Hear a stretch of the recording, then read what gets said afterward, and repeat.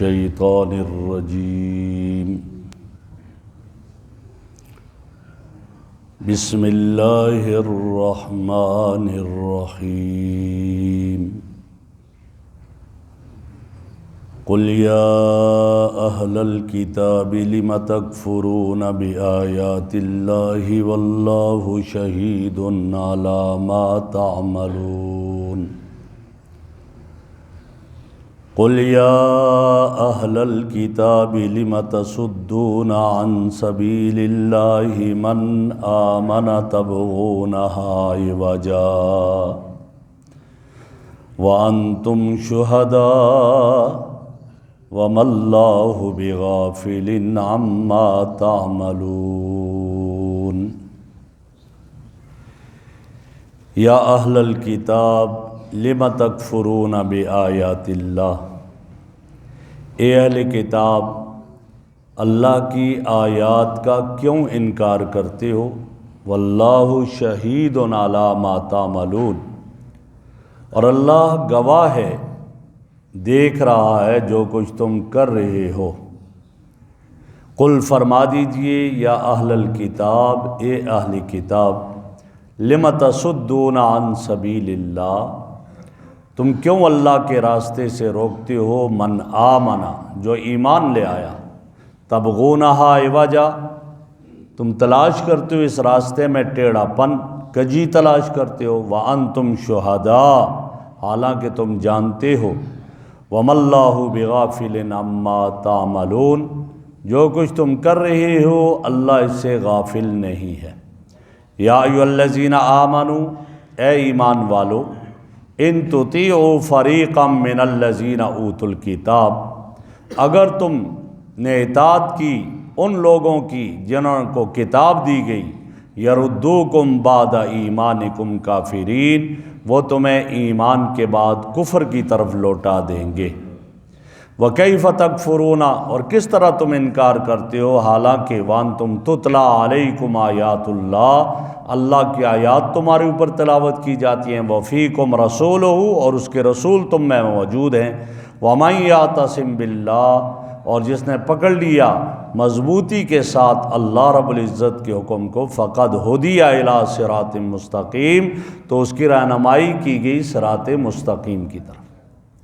میرے محترم بزرگوں اور دوستو، اس سے پہلے مرکز اسلامی کا تذکرہ تھا، اور وہ یہ تھا کہ خانہ کعبہ پوری دنیا کا مرکز اور اسلام کا مرکز ہے، اس کا تذکرہ تھا، اور نبی اکرم صلی اللہ علیہ وسلم کا ذکر تھا۔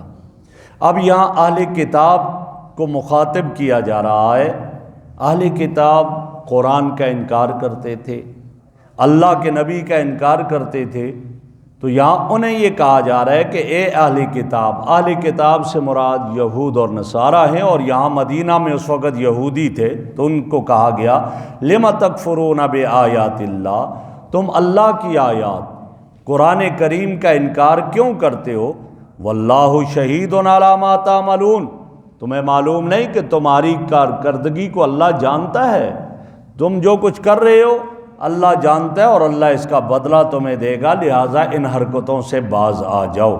پھر انہی کو خطاب ہے، یا اہل الکتاب لم تصدون عن سبیل اللہ، اللہ کے راستے سے کیوں روکتے ہو لوگوں کو؟ من آمنا، جو ایمان لے آئے، نبی اکرم صلی اللہ علیہ وسلم کا انکار کرنے لگے، نبی کو جھٹلانے لگے، آپ کے تورات اور انجیل اور زبور میں جو اوصاف تھے ان اوصاف کو چھپانے لگے۔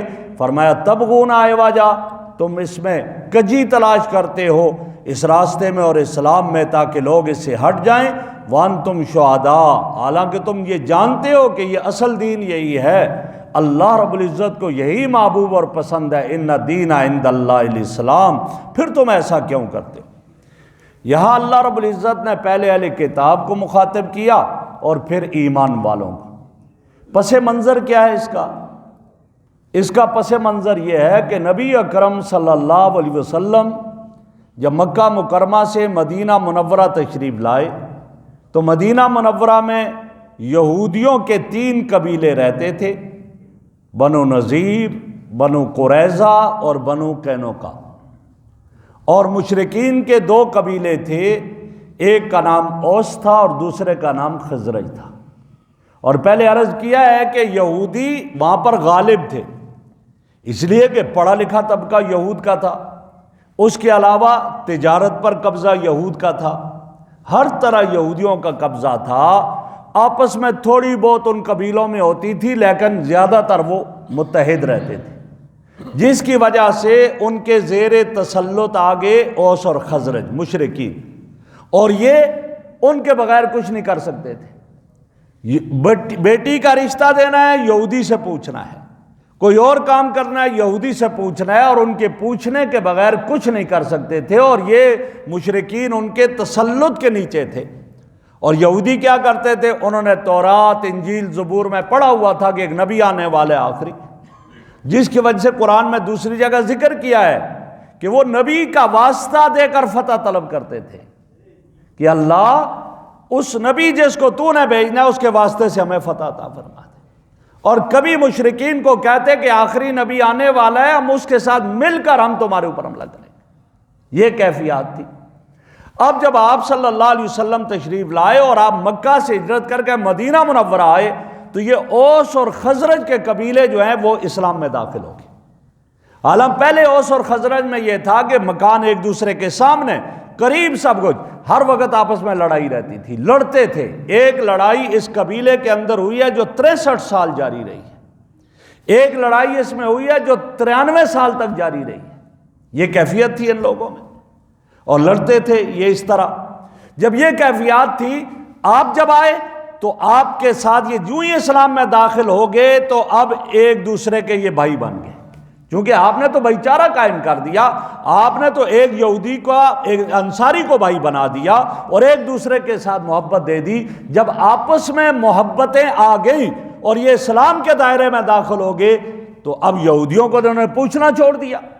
وہ کہنے لگے یار یہ تو پہلے ہم آتے تھے تو ہمیں سلوٹ مارتے تھے، ہمارے بغیر یہ کچھ کام نہیں کر سکتے تھے، اب یہ بالکل ایسے ہو گئے، ان کو اسلام سے ہٹایا جائے، ان کے دلوں میں شکوک اور شبہات ڈالے جائیں اور وہ پہلا دور ان کے اندر لایا جائے جو لڑائیوں اور جھگڑوں کا تھا۔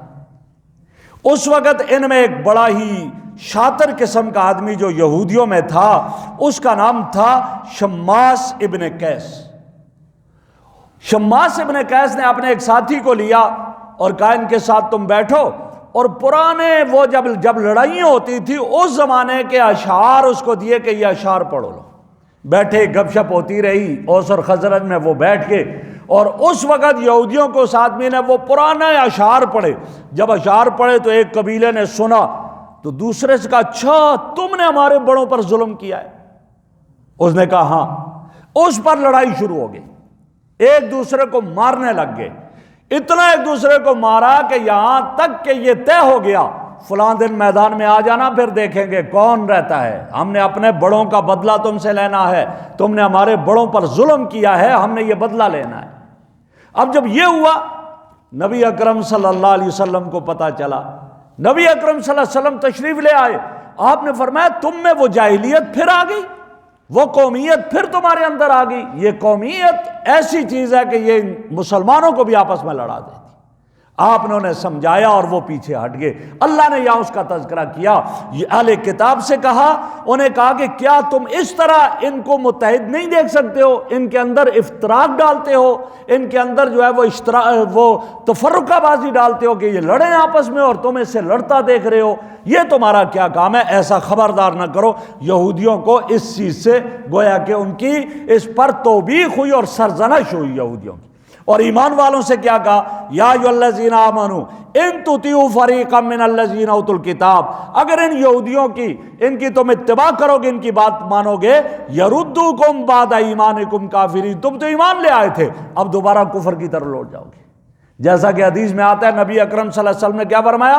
لا ترجعوا بعدی کفارا یضرب بعضکم رقاب بعض، میرے بعد کفر کی طرف نہ لوٹنا کہ ایک دوسرے کی گردنیں مارنے لگ جاؤ، ایک دوسرے کا خون بہانے لگ جاؤ۔ تو فرمایا یہ تمہیں واپس ادھر لے آئیں گے۔ آگے فرما دیا ان ایمان والوں سے وَكَيْفَ تَكْفُرُونَ، ان کو ڈانٹا جا رہا ہے کہ تم کس طرح اب کفر کرو گے، کیسے یہ حرکتیں کرو گے، خبردار وانتم تتلی علیکم آیات اللہ، کیوں تمہارے اوپر اللہ کی آیات پڑھی جاتی ہے۔ نبی اکرم صلی اللہ علیہ وسلم بھیجے تھے، آپ تو قرآن پڑھاتے تھے صحابہ کرام کو، اوس اور خزرج کو مدینہ میں قرآن پڑھاتے تھے، اور جب آپ قرآن پڑھاتے تھے اور صحابہ پڑھتے تھے، عربی جانتے تھے، ہاں جہاں بات سمجھ نہیں آتی تھی آپ علیہ الصلوۃ والسلام اس کی وضاحت کر دیتے، تو گویا فرمایا تمہارے سامنے قرآن کی آیات پڑھی جا رہی ہیں، جب پڑھی جا رہی ہیں تو قرآن کا تقاضا یہ ہے کہ تم بھائی بھائی بن جاؤ، تم ایک دوسرے سے لڑنے لگ گئے ہو، تم ایک دوسرے کے ساتھ لڑائی کرنے لگ گئے ہو۔ ایک وفیکم رسولہ، دوسری سب سے بڑی نعمت یہ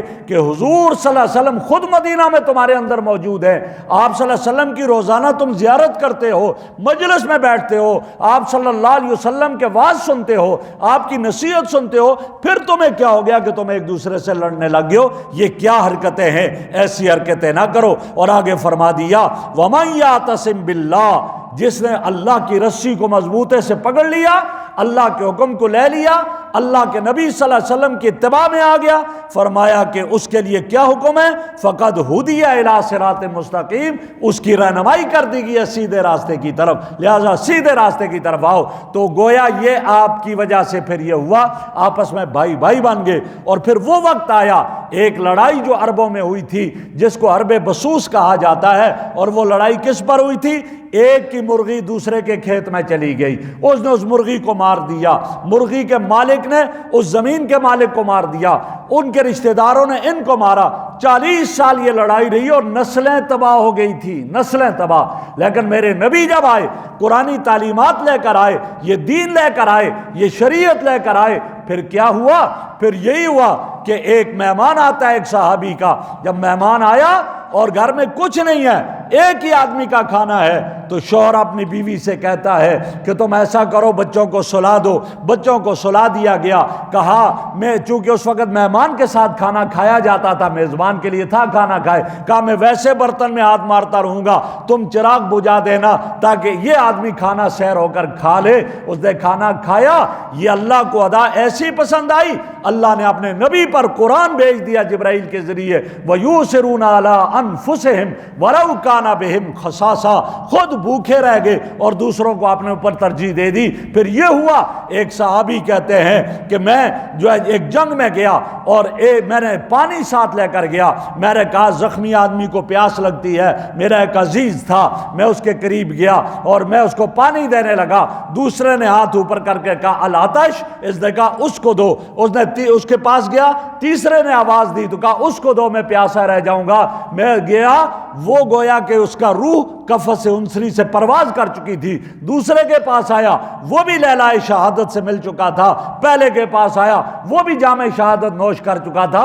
پھر یہ کیفیت ہو گئی تھی کہ ایک دوسروں کے ساتھ اتنا پیار اور محبت، اور کیوں نہ ہو رحماء بینہم، آپس میں نرم دل، آپس میں محبت والے تھے۔ وہ ہلکا یاراں تو ابریشم کی طرح نرم، رزم حق و باطل ہو تو فولاد ہے مومن۔ پھر یہ کیفیت ان کی ہوتی تھی۔ تو یہ فرمایا، آگے فرمایا یا ایھا الذین آمنوا اتقوا اللہ، اے ایمان والو اللہ سے ڈرو، حق کا تقاتہ ہی، جیسا ڈرنے کا حق ہے۔ اللہ سے ڈرنے کا حق کیا ہے؟ اللہ کی اطاعت کی جائے، نافرمانی نہ کی جائے، اللہ کا شکر کیا جائے نعمتوں پر، اللہ کی ناشکری نہ کی جائے، اللہ کو ہر وقت یاد رکھا جائے، اللہ کو بھلایا نہ جائے، یہ اس کا حق ہے۔ یہ حق آیا، فرمایا حق کا تقاتہ ہی۔ تقویٰ کیا ہے؟ حضرت عمر رضی اللہ تعالیٰ عنہ بیٹھے ہوئے ہیں، صحابہ کا مجمع ہے، حضرت ابی ابن کعب رضی اللہ عنہ سے سوال کرتے ہیں، ابی تقویٰ کیا ہے؟ حضرت ابی ابن کعب نے پوچھا، اے امیر المومنین، کیا آپ کبھی